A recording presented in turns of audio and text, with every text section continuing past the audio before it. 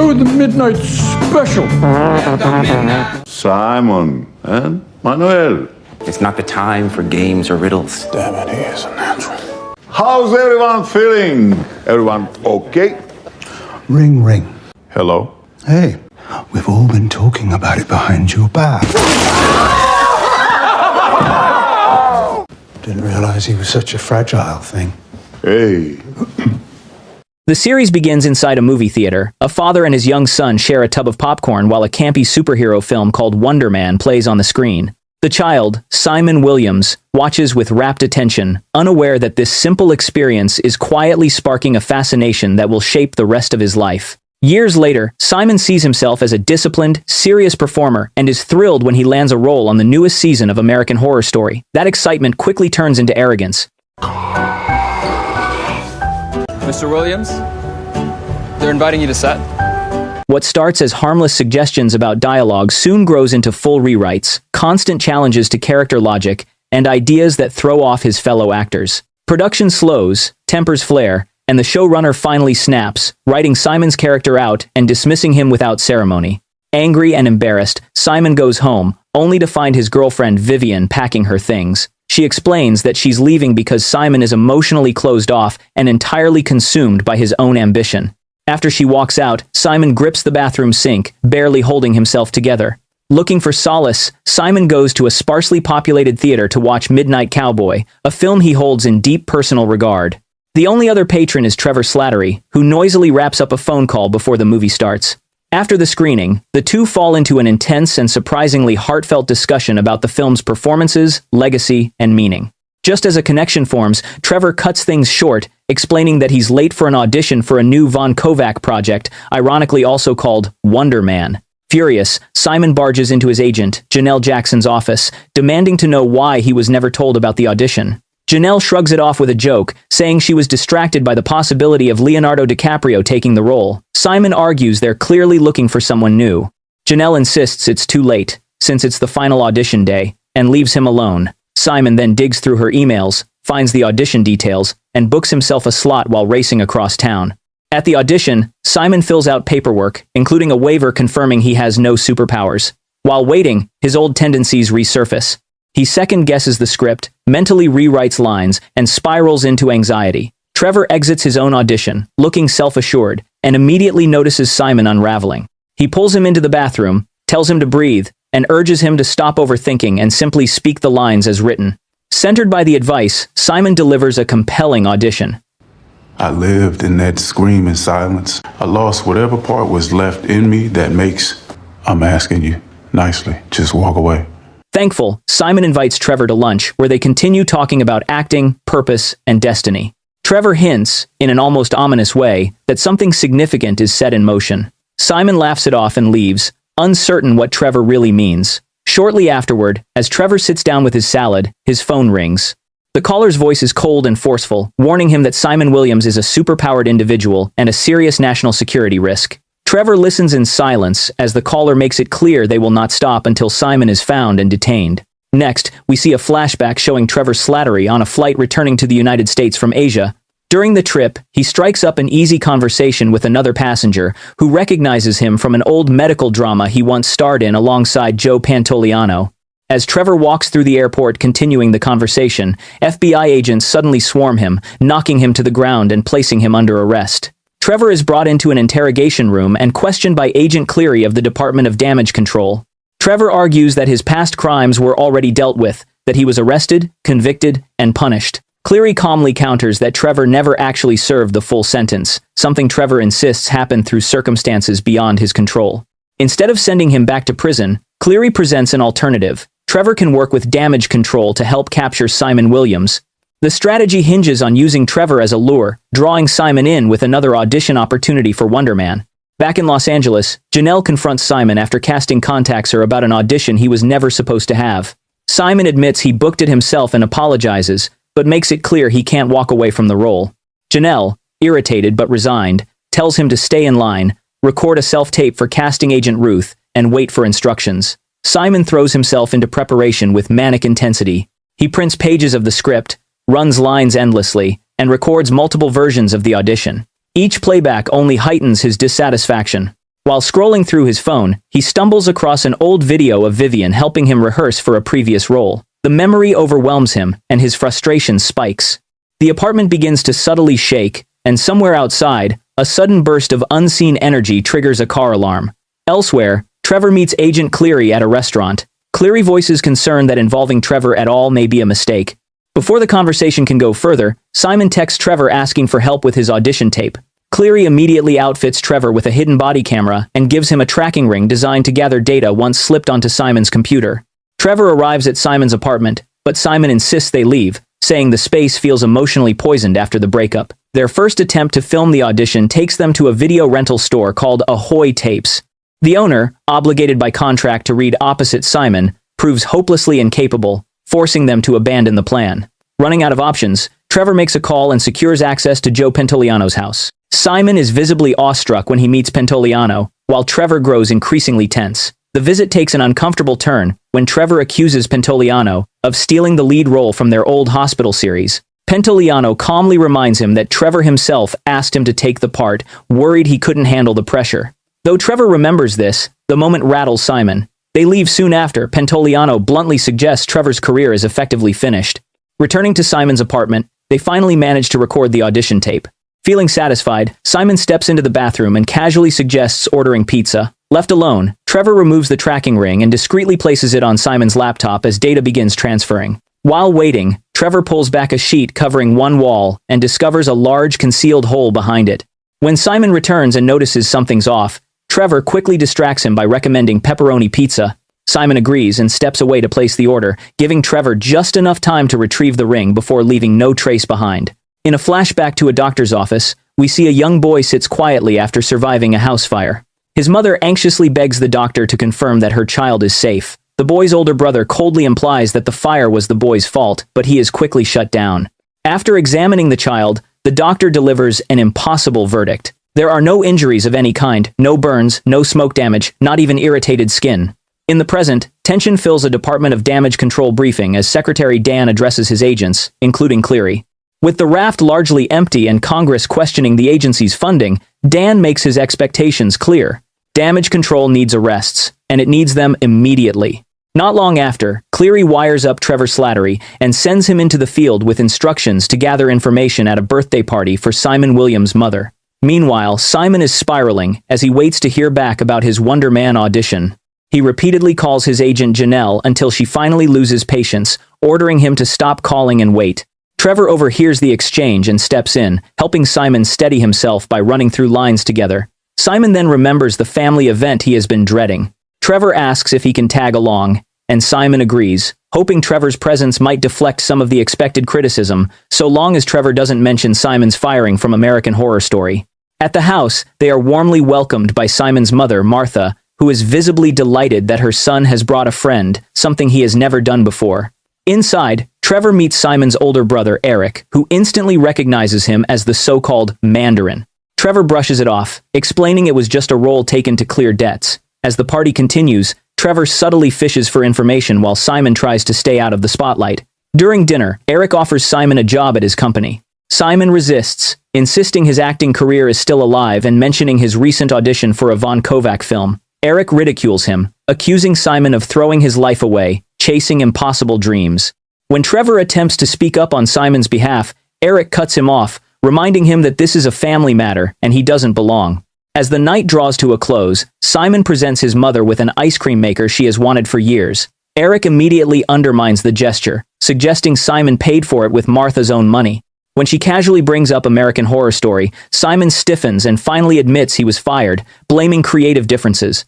Eric pounces on the confession. Overwhelmed, Simon slams his fists into the granite kitchen island, cracking it apart. He spends his entire life goofing off and somehow getting encouragement by you to keep doing it.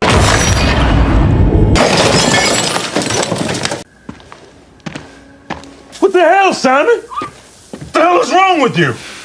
He storms out of the house, with Trevor rushing after him. Stopped on the side of the road, Simon opens up. He admits he doesn't understand his abilities and reveals that no one outside his family has ever witnessed them. Worse, the dormant clause could permanently shut him out of acting altogether. Trevor tries to comfort him by softly singing a hymn, but Simon asks to be left alone. Claiming he needs the restroom, Trevor steps out of the car, removes the wire, and destroys the SD card. When he returns, Simon is shaken, but not because of what just happened. Both of their phones are lighting up. Simon has been called back for Wonderman. Then story shifts focus to Damar Davis, a nightclub doorman whose job is to control access to the venue's VIP area, deciding who gets waved in and who stays waiting outside. One of the club's frequent guests is Josh Gad, who always greets Damar like an old friend. That familiarity pays off, as Gad and his group are routinely ushered past the line without hesitation. After closing one evening, the club's owner, Bridget Bailey, pulls Damar aside. She criticizes what she sees as his lack of drive and pushes him to aspire to something greater. Damar answers evenly that he's satisfied with his life and enjoys the work he does. Unimpressed, Bridget cuts the conversation short and tells him to take out the trash. Out back, Damar notices a Roxxon dumpster seeping an odd, glossy black liquid. Without understanding why, he feels compelled to touch it. The moment his hand sinks into the substance, he abruptly disappears. He awakens in a bizarre in-between realm, a stark space filled with softly glowing doors. Overcome with panic, he shouts until he suddenly jolts awake on the floor of his own kitchen, uncertain whether what he experienced was a dream or something else entirely. That uncertainty turns to fear when his dog leaps onto him and passes straight through his body. Damar rushes downstairs after the dog and bursts into his neighbor's apartment, startling her as she stands wrapped in a towel. She throws a vase at him in self-defense, only for it to pass harmlessly through his form. Realizing the terrifying truth, Damar scoops up his dog and runs.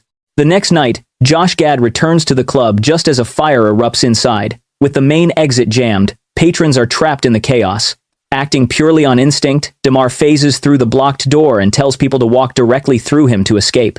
Gad takes the lead, urging others to trust Damar. One by one, everyone makes it out alive. Thankful and impressed, Gad offers Damar an opportunity too good to ignore. Damar soon becomes Gad's personal bodyguard, using his strange ability to slip through crowds and danger alike. Gad then pitches an even bigger idea, casting Damar in a movie called Cash Grab, built entirely around his powers. The movie explodes in popularity. Damar becomes famous overnight, instantly recognizable for his catchphrase "Ding Dong." But the spotlight doesn't last. As quickly as fame arrives, it disappears. Damar's career stalls, his money dries up, and he becomes a joke within the industry. Eventually, Gad resurfaces, with a proposal to resurrect Damar's relevance through Cash Grab 2. Desperate for a comeback, Damar accepts. On the day of filming, Damar is clearly not well, but he forces himself through the shoot.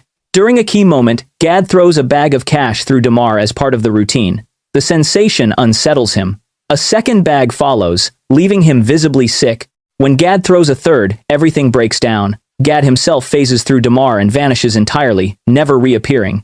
In the aftermath, the Department of Damage Control places Damar under permanent surveillance, determined to learn where Gad went and whether he can be retrieved. Hollywood responds with speed and force. Industry leaders push through new legislation known as the Dorman Clause, which permanently forbids superpowered individuals from working in film and television. Actors are now required to sign legal declarations stating they possess no extraordinary abilities. On a set, Simon watches news footage about the Dorman Clause on his phone. Without a word, he stands up and walks away. Next, Simon Williams and Trevor Slattery celebrates their Wonderman callback at El Capitan.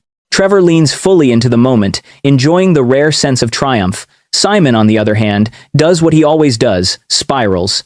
With no new lines to work on, his mind locks onto the consequences of failure, convinced that losing the role now would be devastating.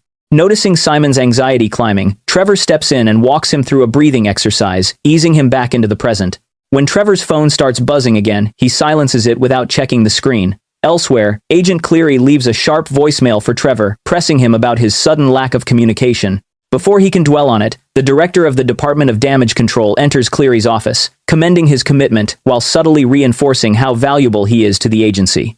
Cleary assures him the operation is nearly finished and that he expects resolution soon. Back at the restaurant, Trevor orders drinks, only to be approached by a man who clearly recognizes him. Trevor has no memory of the encounter, but the man does, and not fondly. Surrounded by 3 armed companions, he forces Simon and Trevor into a nearby alley at gunpoint. He reveals himself as a drug dealer. Trevor owes a large sum of money to. Things turn violent fast, until Simon finally reacts. Using his powers, he takes the men down with frightening speed. Once it's over, Simon admits how much he despises using his abilities in public, knowing it could permanently destroy his acting career. Trevor insists no one witnessed it. At the far end of the alley, though, a kid on a scooter wearing a GoPro captures everything before speeding away. Simon and Trevor give chase, but quickly lose him. They pile into Trevor's car and scour the streets of Los Angeles until Trevor spots the kid again. Simon pursues him recklessly, even driving up onto the sidewalk. During the chase, Trevor's phone lights up repeatedly with calls from Uncle Vanya, his coded contact for Cleary, followed by an email notification. Simon urges him to ignore it, but the message comes from Janelle. She's sent over a scene from Wonderman in which Barnaby betrays the hero after finding his price. Simon pulls over to read it. When Trevor looks up, he sees the kid standing calmly in a driveway, waiting for them. Simon takes off after him again, with Trevor trailing behind. The kid leads them into a club, where he finally stops and introduces himself as Jaden. He proposes a trade. Simon helps him retrieve his stolen bike from a man named Esteban, and in exchange, Jaden hands over the footage. Trevor immediately distrusts him, but Simon agrees, seeing no alternative. Jaden guides them to Esteban's house and points out the bike. His plan is straightforward: confront Esteban and demand it back. Simon suggests pretending to be undercover cops, but the act falls apart instantly when the woman who answers the door recognizes Trevor as the Mandarin. Inside, Esteban is busy bagging chamoy candy and denies stealing anything, accusing Jaden of trying to worm his way back into the candy business. The situation escalates further when the same drug dealer from earlier pulls up and drags Jaden from the car at gunpoint. A neighbor spots the weapon and retreats inside. The dealer pounds on the door, threatening to kill Jaden unless Trevor comes out. Realizing Jaden hasn't uploaded the footage yet, Trevor orders him to slide the GoPro through the mail slot. Trevor deletes the video immediately. Police sirens pierce the tension as officers arrive and command the dealer to drop his weapon. At the same time, Janelle calls Simon. Hearing the noise, she asks what's going on, but Simon brushes it off. Then, she delivers the real shock. Von Kovac is leaving town, and the callback is happening right now. Gunshots ring out nearby. Everyone scatters out the back. Simon and Trevor sprint to the car. Next, we see Trevor Slattery once again auditioning for the role of the Mandarin. He looks wrecked, rumpled, exhausted, and clearly hungover, and stumbles through the dialogue with little conviction. Then he puts on a simple pair of sunglasses. In an instant, something clicks. As he delivers the line, "Some people call me a terrorist," the old persona locks back into place, and Trevor is suddenly undeniable. On the drive to Von Kovac's house, Simon Williams spirals over the previous night's celebration. He berates himself for wasting time, convinced he should have been sleeping or preparing. Trevor, as usual, tries to steady him, offering reassurance and calm. When they arrive, Simon's anxiety spikes. He fixates on a single pair of shoes outside the door, convincing himself it's some kind of test, that everything is a test. Trevor guides him through controlled breathing just as the door opens, and they're invited inside to meet the remaining finalists.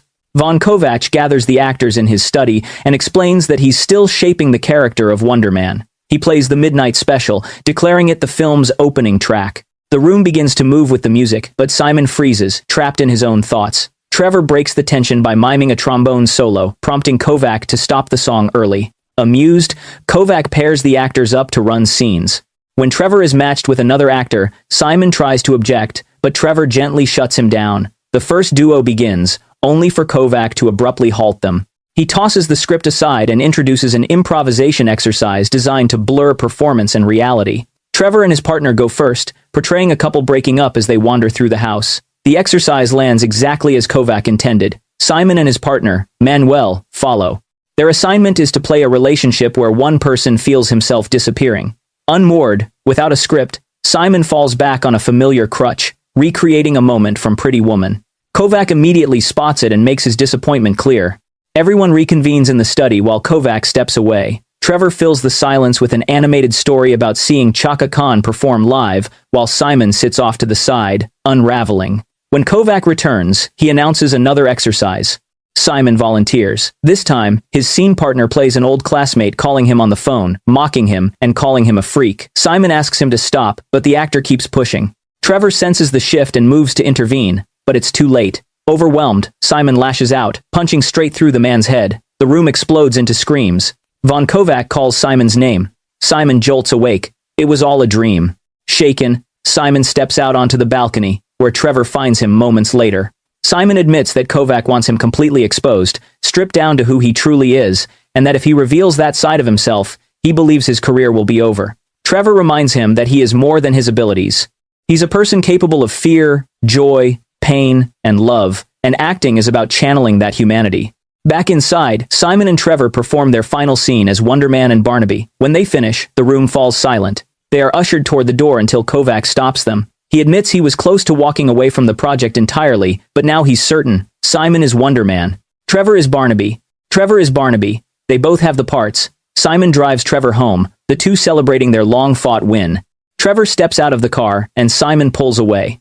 Almost immediately, a black Department of Damage Control vehicle arrives. Agent Cleary emerges and informs Trevor that he's being taken back to prison. Trevor stops him with a final offer. Simon Williams is superpowered and dangerous, and Trevor can prove it. He just needs a little more time.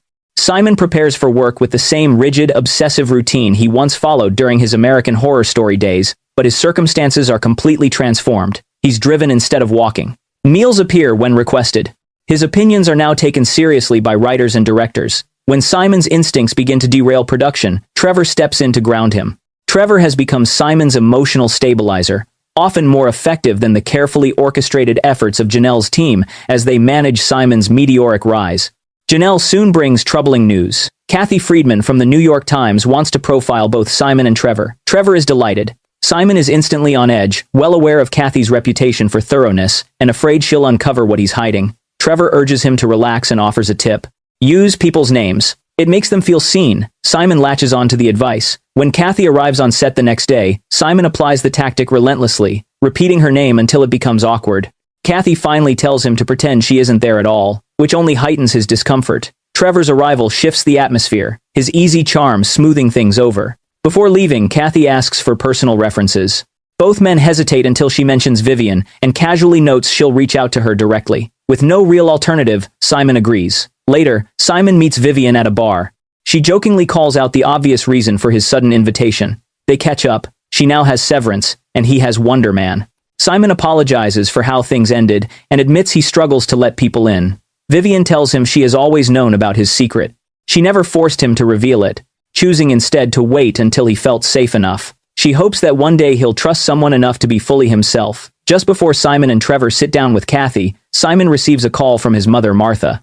She mentions she's already spoken to Kathy and adds almost casually that Kathy also talked to Eric. Simon immediately panics, convinced his brother undermined him. Trevor steadies him with box breathing and urges him not to jump to conclusions. During the interview, Simon begins describing his strained relationship with Eric, but Kathy cuts him off. Eric, she explains, spoke warmly about Simon, praising his dedication and saying how proud he is of him. The conversation then turns to Trevor. Kathy produces footage of Trevor's arrest upon re-entering the United States and presses him on how a convicted criminal who never finished his sentence is now freely working on a major film. She asks directly whether he made a deal with the government. Feeling cornered and humiliated, Trevor storms out. Simon hears every word. Backstage, Simon confronts him. Trevor admits it's true. He's been cooperating with damage control and passing along information. He claims there's a way out, but admits he doesn't actually know what it is. Simon responds coldly, complimenting Trevor on his performance, then walks away. As Simon charges through the studio, his emotions explode. The floor trembles. Lights and equipment crash. With a scream, Simon releases a devastating surge of power that tears through the building. In the distance, Kathy Friedman stops, turns, and watches the destruction unfold. Trevor emerges onto the shattered remains of the Wonderman, set just as Simon drives away. Emergency crews flood the area.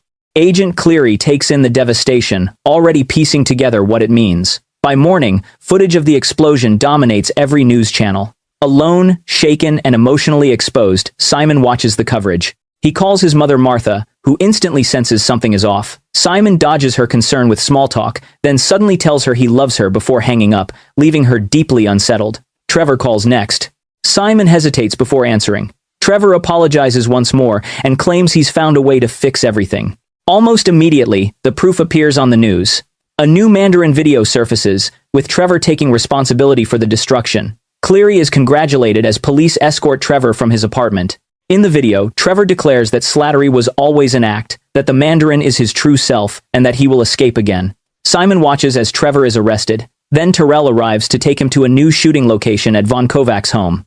Kovac welcomes Simon enthusiastically, insisting that the emotional chaos he's been through is exactly what the role demands. Simon, he says, was born to play Wonderman. What follows is a sweeping montage. Rehearsals blend into success. Joe Pantoliano steps in as Barnaby. The finished film premieres to a packed theater, with Martha seated beside Simon and Janelle and Eric close by. The movie is a major hit. Kovac hints at a sequel, and Janelle immediately begins maneuvering to secure Pantoliano for future installments. Outside, Simon quietly asks about Trevor. Janelle explains that Trevor has been placed in a secure black box facility from which escape is impossible.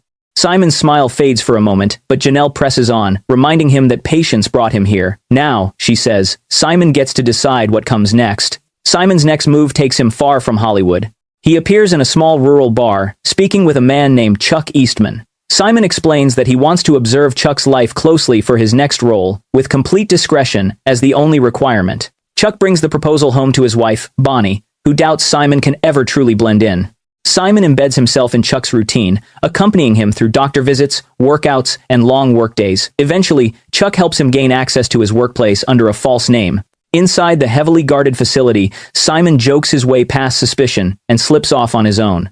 Elsewhere in the building, Cleary arrives with Heyerdahl for a briefing. Cleary reveals that ionic energy was detected at the explosion site and concludes that Simon Williams is either an unprecedented threat or an extraordinary asset. Simon locates Trevor's cell. Trevor immediately asks about the film and who replaced him. Simon brushes it aside, then tears the cell door off its hinges. Alarms erupt throughout the complex. Trevor warns him that there's no way out. Simon calmly replies that he's already solved that problem. Energy surges through the facility as Simon and Trevor break free, launching skyward together. Cleary arrives seconds too late, staring at the wreckage of yet another escape that shouldn't have been possible.